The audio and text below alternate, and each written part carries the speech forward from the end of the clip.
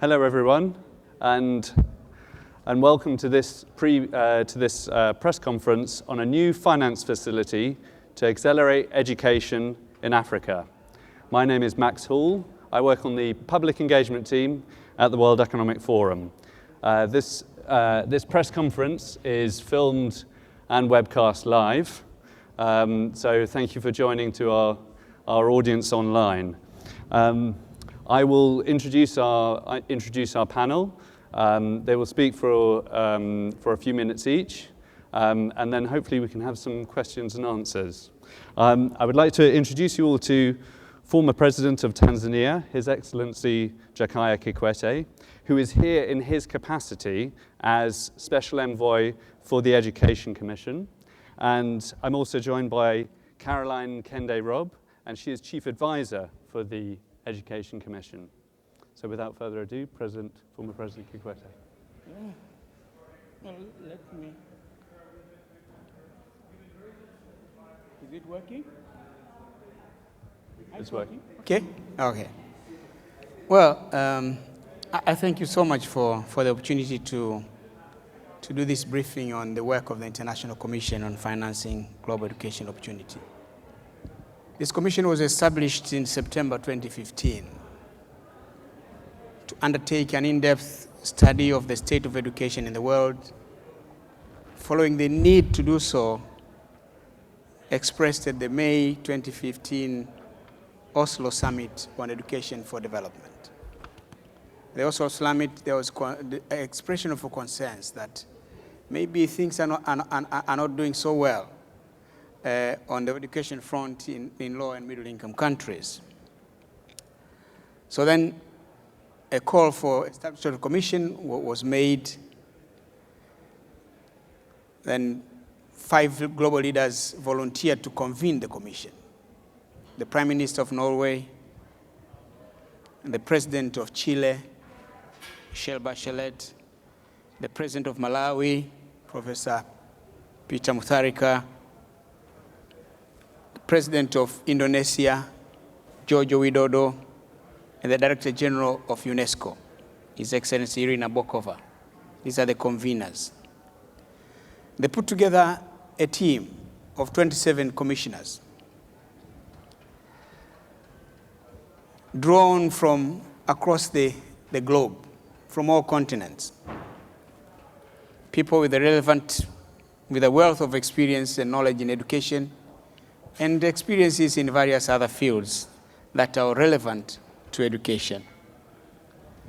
Right Honorable Prime Minister, former Prime Minister Gordon Brown of the United Kingdom, who is the UN Special Envoy on Education, chaired the commission. Africa had 8 members in the commission. So of the 27, Africa had 8 members of the commission, from the commission. I was there. Kangozi Ikonji-Iweala of Nigeria was also a member. Aliko Dangote was there. Strive Masiyiwa of Zimbabwe was there. Mama Grasa Machel was there. We had a lady from Uganda, from the Teachers Union, a lady from Ghana, from the civil society organization was also there. But a lady from Tunisia, former Minister of Tourism, was there. So Africa was maybe overly represented, well represented in the commission. We had Nobel laureates. We had people from the private sector. We had people from education, academic, business.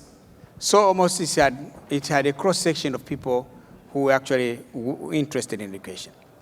So in its findings, the commission concluded that the world is facing an alarming education crisis, which is more pronounced in the low and middle income countries. As we all know, all the 54 African countries are in this category.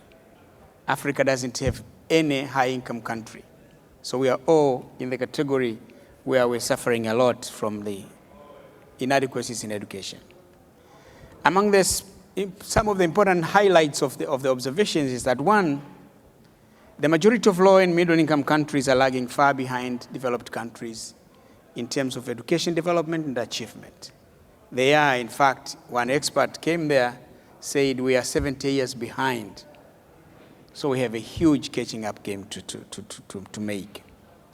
2, enrollment rates for preschool, primary, secondary school, and post-secondary are quite low. In sub-Saharan Africa, only 20% of children and young people have access to secondary school education. So we are primarily a continent of primary school leavers. And only 5% of young adults can have access to university education. There are too many children and young people of school age who are out of school. The global figure is 263 million. Africa contributes 100 million of those. The 4th observation that was made is that completion rates are quite low. There are many students who do not stay in school and complete their education. There are too many dropouts in primary, secondary, as well as in higher education. In primary school, for example, only 67% of students in low-income countries are completing their education. So you are talking over 33%, which is a huge number, not completing their education. If it was 3%, it is agreeable. But when it comes to 33%, that's too many. But the last observation is that the learning outcomes are low. Only half of primary school and only slightly more than a quarter of secondary school students are getting the education and skills of their levels of education. There are many who finished primary school without knowing how to read and write. There are many in secondary school who can't even write a sentence. So these are the main observations of the commission, briefly, the highlights. So then the commission looked at, if the trend continues, what becomes of the situation in education come 2030?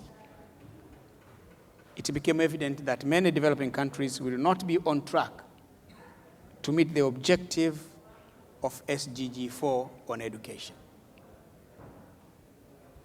There will be 228 million children and young people still out of school. Out of these, 160 million will be from Africa. There are 100 million now. There will be 160 million by 2030. While the other countries, the continents, the numbers are declining, African numbers will be increasing. About 400 million students will finish primary school without learning. And globally, 825 million will not have the education, the secondary school skills that will enable them to get opportunity in the job market. By 2050, the situation will be even worse, when 2 billion jobs will be replaced by automation, and only those with higher levels of skills will be hired. In developing countries, over 70% will not have the opportunity to be employed. So this is the grave situation. It is against this background, therefore, that the Commission called for the largest expansion in education opportunity in history.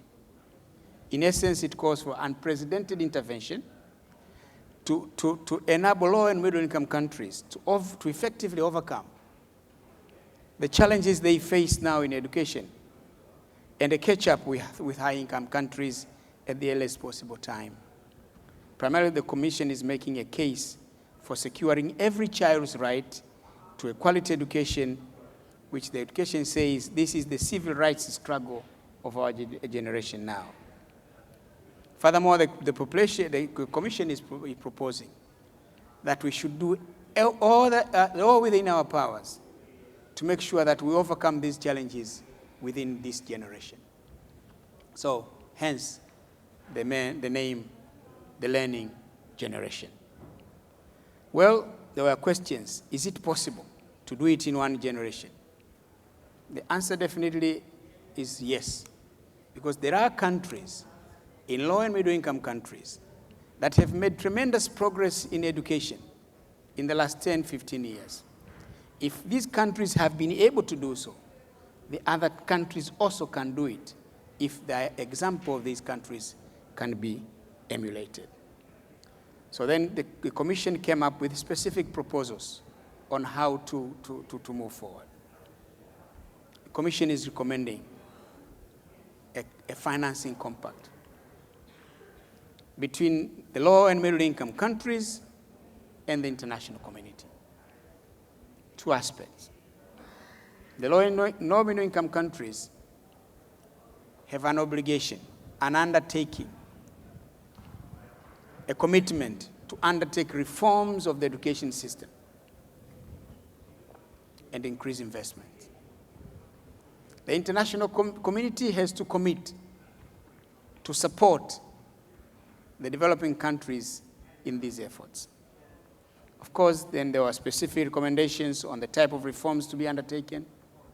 One is on performance, strengthen performance of the education system. Two, innovate, undertaking new approaches to learning and teaching in education. Inclusion, make sure that no one is left behind. Even those who are most disadvantaged should be taken on board. And the fourth and the last transformation is on financing. On performance, evidence was given there.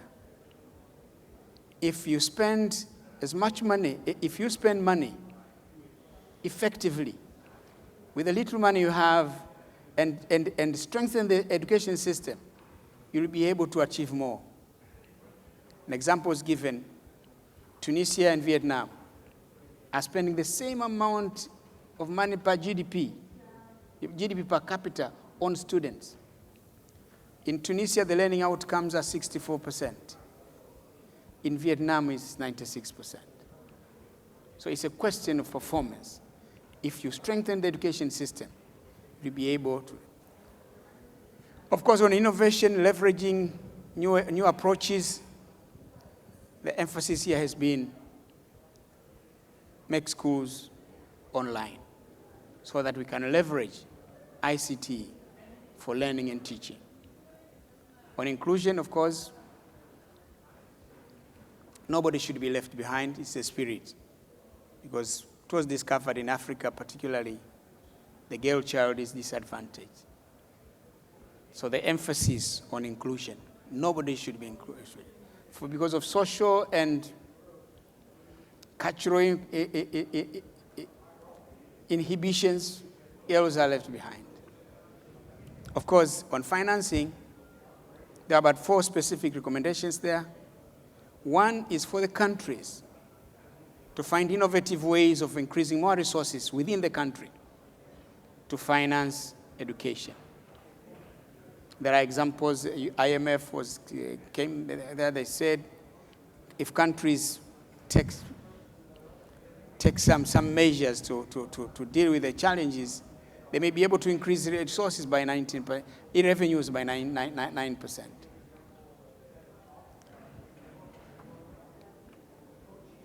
Only on the international community, then the Commission observed, one, that ODA for education has been declining. It was 13% in 2002. It is 10% now. The Commission is saying this declining trend has got to be stemmed and reversed, and as a matter of fact, increase ODA to 15%. Then we sat down in the Commission with advice from experts, because we worked with 30 research groups, research partners who were advising the Commission from 15 countries.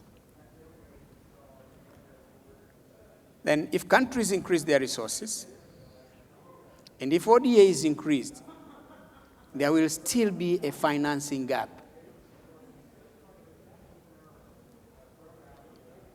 We have to find innovative ways of closing this financing gap. Then the Education Commission came up in the search for that mechanism, where former Minister Ngozi was instrumental, Chairman Gordon Brown, and a number of people in the World Bank and the IMF worked on this. They came up with the proposal of the International Financing Facility for Education. This is where now I hand it over to the Chief Advisor to the Commission, Madam Caroline, to elaborate more on the proposal of the International Financing for Education. I was only explaining why we arrived at this proposal. Great, thank you so much, President Kikwete, and thank you, Max. As President Kikwete has outlined, there is a profound learning crisis that we're facing, certainly globally as well as in Africa. And the Education Commission is therefore calling on governments and development partners to unite to reform and finance education, because this agenda has been totally neglected for too many years. And as President Kikwete has highlighted, international and domestic finance for education falls far short of what is needed. And I think a very important point that the Commission has tried to highlight, and as what President Kikwete just said, is that the education share of aid is actually declining. And in fact, multilateral donors, their amount of money going to education has also declined. So we've got a bigger problem, but less financing. So to address this critical financing gap, the Education Commission is proposing the creation of an international financing facility for education, which will bring together public and private donors and multilateral development banks to raise additional funds for education. I'd like to underline that this is a unique proposal. The International Finance Facility for Education could unlock nearly $10 billion annually for new investments in education, and importantly would help us achieve the UN Sustainable Development Goal for education by 2030. So the question is, how does this facility work? So I think we can kind of put the countries into two blocks. And the first block is really looking at the lower middle income countries. And so what's the challenge in the low middle income countries? Basically here for governments, money is often too expensive to borrow for education. And most of these countries do not get access to grants. And if we look at the situation globally, most of these countries are the most vulnerable to education funding shortfalls, and they will account for 80% of external funding gap by 2030. In fact, in Africa, the number of low middle income countries will increase from 17 today to 23 by 2030. So we need to do something now, because many of the countries in Africa are transitioning into low middle income countries. So for this group of countries, the International Financing Facility will work in two ways. The first way is that we need to create additional resources. We need to find additional money. And under the facility, donors will provide new guarantees to multilateral development banks to enable them to borrow more money from the capital markets for education. So it's a guarantee to enable banks such as the World Bank to get access to more money on the capital markets, which they can then lend to education. But the second thing we need to do, in which the facility will help, is to reduce the cost of those loans. That's very important, to low or even no interest rates. So we need to ensure that these countries are not paying high interest rates. So the facility will mobilize funds from donors to subsidize the loans, the interest on loans for education. And this would enable some of the world's poorest children to go to school. If we take the second group of countries, which is the low-income countries, the challenge here is to get more grant money, because there's not enough grant money at the moment for these countries, and yet the demand is high. So financing needs for low-income countries will be met with grants and multilateral development bank concessional financing. And for these countries, the International Finance Facility for Education would encourage bilateral donors to increase the education share of aid from 10%, where it is at the moment, to 15%. So it has been declining, but what the facility wants to do is to encourage bilaterals to increase the amount that they're allocating to education. And the facility would also work to ensure that education benefits from the multilateral development bank's expansion for concessional financing. The World Bank, for example, has just got a big replenishment, and we hope that much of this money that's come from the replenishment will be allocated to education. And just to underline that for all countries, this additional financing will be combined with education reform in country. Under the facility, developing countries will raise their education outcomes and increase investment in education from the current 4% on average of national income to 5.8%. And education systems will be modified and transformed, innovation encouraged, and money spent more effectively. So it's like a partnership or a compact between the International Finance Facility for education as well as the countries themselves. I think just to note very, very briefly, the next steps really are for the Commission will be asking world leaders to endorse this facility at the G20 meetings in July in Hamburg so that we can get some international support. Thank you. Thank you. Two questions. I think questions? Okay. Would we like to have some questions from the floor, please? If we can have a microphone. Yeah, have a question? If you could say your name and the organisation you work for. My name is Manuela Kasper-Claridge. I'm from Germany's international broadcaster, Deutsche Welle.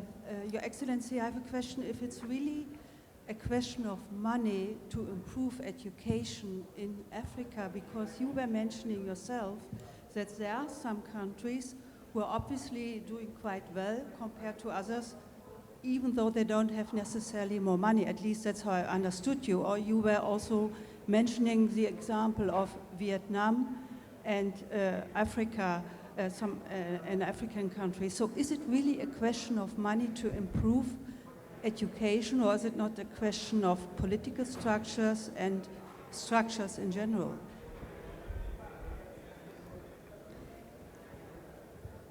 We answer. Okay. Well, one, it is real that there's a huge financing gap in these countries. No, we are talking of poor countries with huge obligations, demand for roads, demand for healthcare, demand for water supply. You know, when I was president, one day a journalist asked me, give me one priority. I said, look here, for us, everything is a priority. I'll only give you a list. Which one do you think you are going to support us? This precisely going to be the answer. So there is a real problem of financing deficit for as we said, we looked at what countries can do for countries to increase their contribution. But also we looked at if ODA is increased, there will still be a financing gap. That's why we are working hard on on this new financing facility to be able to close the gap. Of course, there is the issue of strengthening the education systems. If you strengthen the education systems, definitely you'll be able to do more. But this should not make us forget that there are countries that their ability is very small. So, strengthening the education system is one of the undertakings that countries must do. So we looked at so many things there. We looked at teachers, the competence of teachers. Some countries have a huge shortage of teachers. We are looking at what is it that works best. And then we looked at various other aspects. So both, there is where there is greater efficiency, definitely money would be used more effectively. There are going to be better results.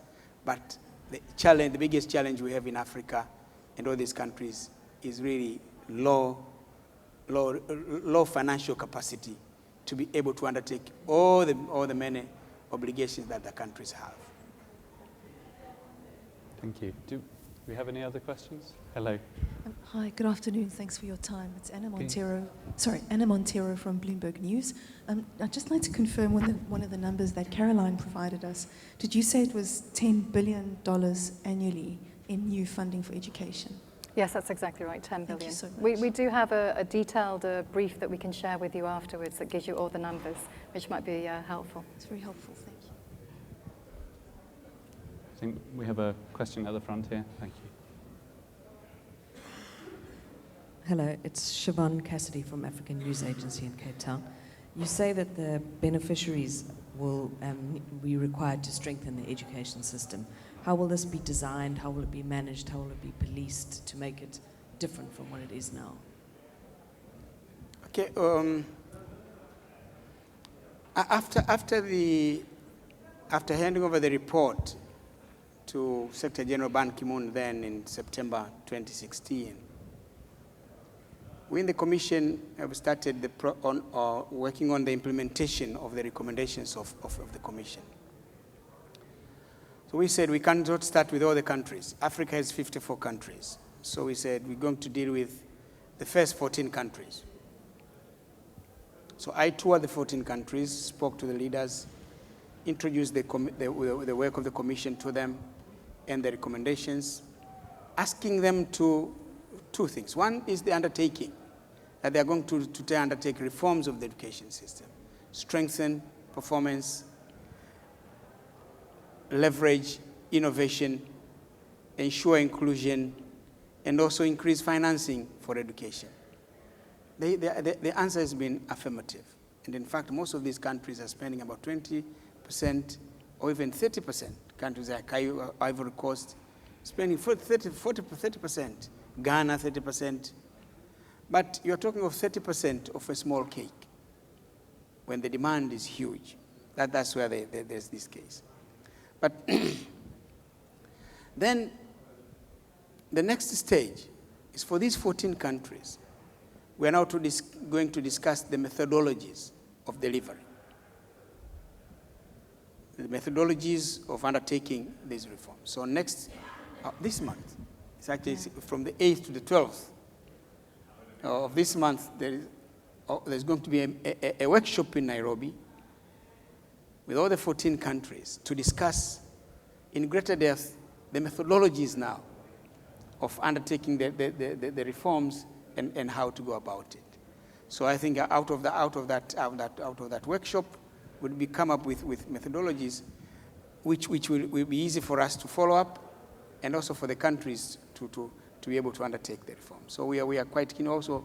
We want to go to the minute details on how to identify the challenges, how to identify the solutions to the problems, how to cost them, and therefore the budgetary implications and obligations for the countries to undertake. This is the next step from 8th to the 12th of June, of May. I think we have time for one more question over here. I also have a question as well. You did this tour of, this listening tour of 14 different African countries. What was the main message that heads of state and government were saying to you? One, of course,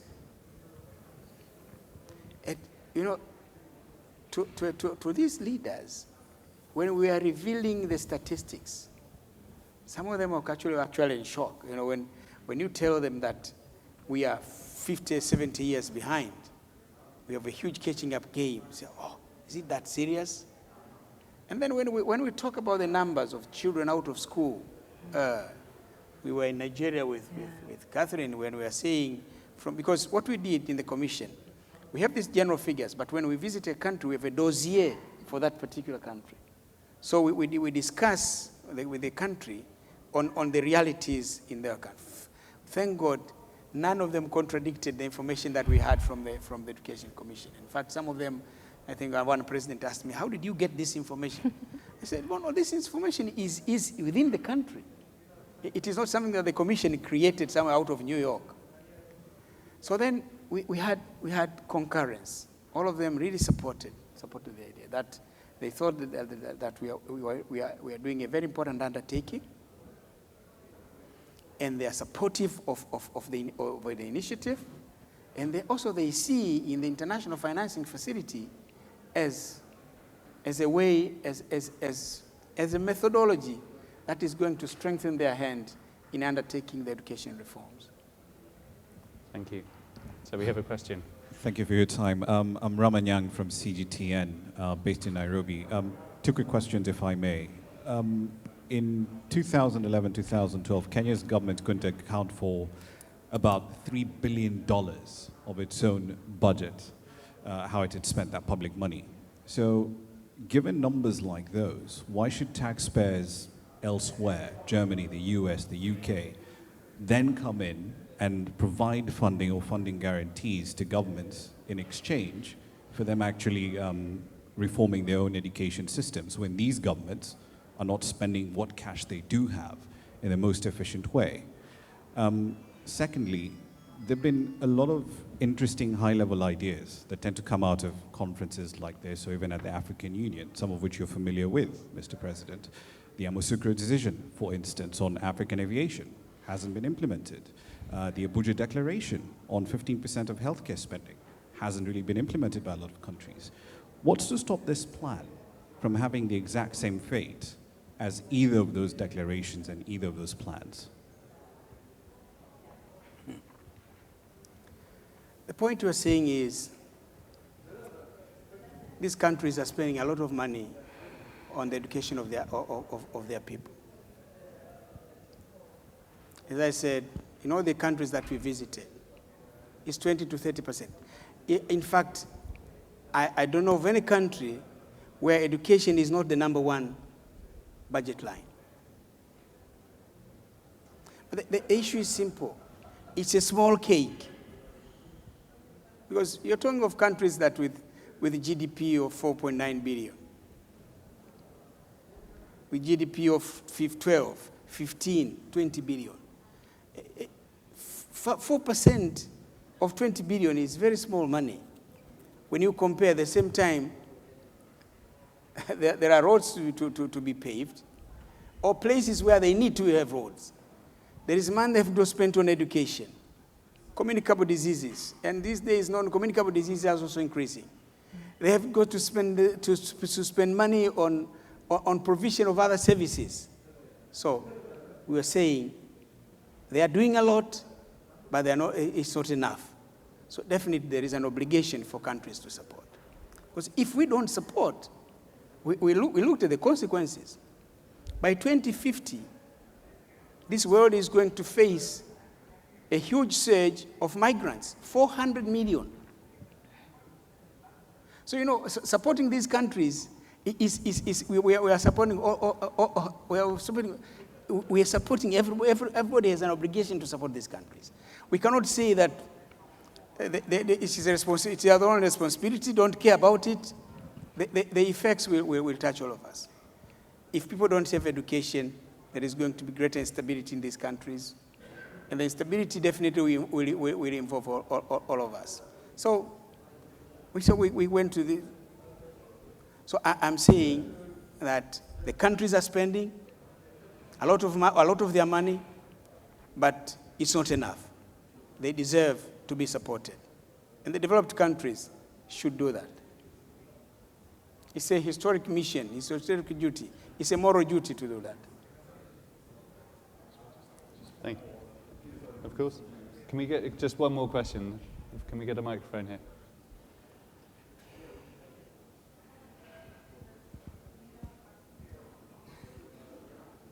Thanks very much. Peter Bird in BBC News. Just picking up on my Kenyan colleague's point, I think all of us, when we work in Africa and we go around schools, we hear a lot from the children themselves who are very aware that there is a lot of corruption in education departments. We talk about money. In this country, South Africa, 80% of education budget goes on teachers' salaries. Not all that those teachers' salaries, a lot of them stay with the principals. And we're all very aware of the concept of ghost teachers, where teachers that don't exist are actually put on a register and the money goes to the principals.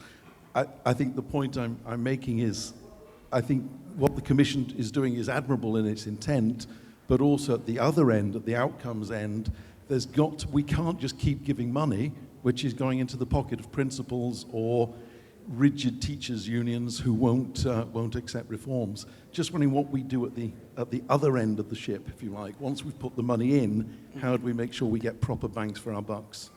Yeah, that is exactly what is contained in the transformation on performance.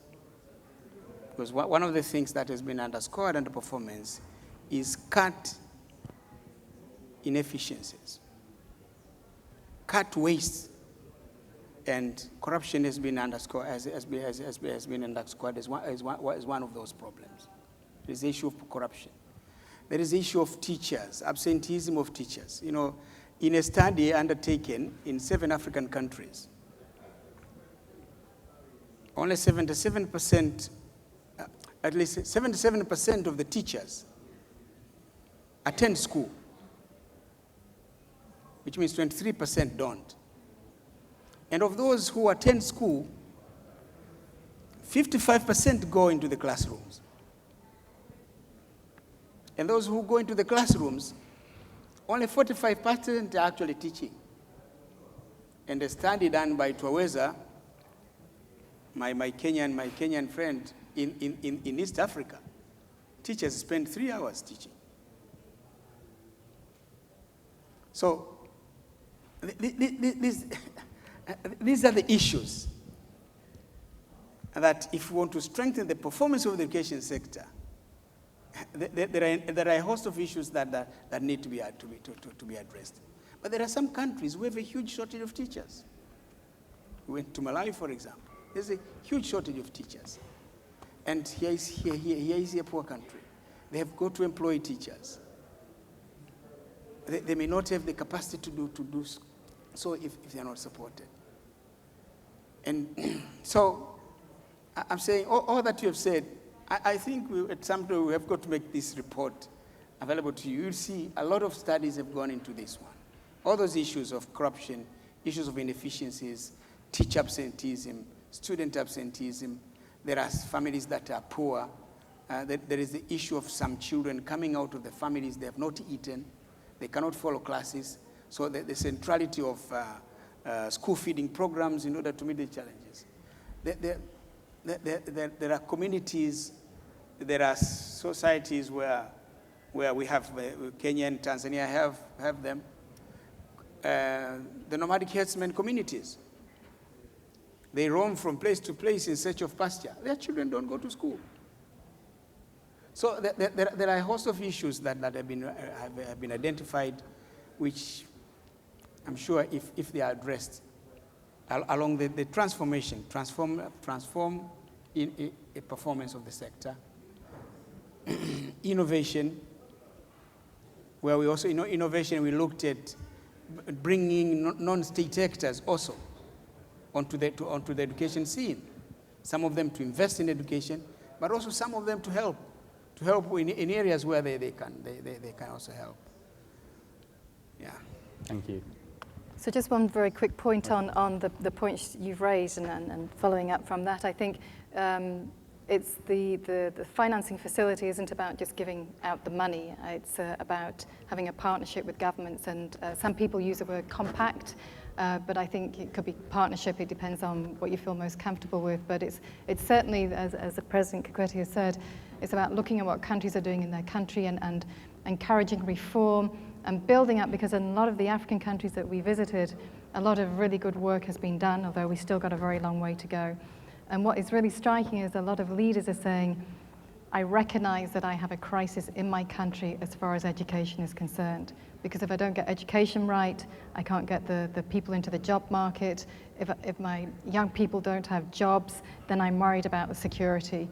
And ultimately, somebody said to me the other day that Africa's education is a global public good. We have to get that right, because getting that right is good for everybody, it's like you have said, President. So I think I really don't want people to think it's about just giving money away. It's about a partnership, it's about a compact, and it's about lots of different partners coming into the sector. It's a big challenge, I know that. But I think this is a really big opportunity to do something different and to get it a little bit right. Thank you. Thank you. Okay, thank you.